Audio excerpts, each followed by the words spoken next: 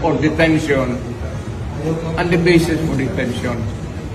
So, what is the law and what is the crime that I committed?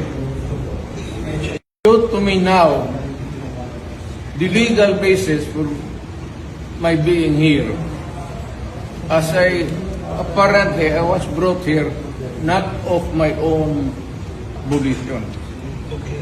If somebody else says, kung hindi ibang tao, ikaw siguro, because this is your structure. So you have to answer now for the deprivation of liberty. General naman kayo. Alam mo ba na hindi man lang siya na-serve kung anong kaso kung sinacharge sa kanya ngayon? Hindi niya alam.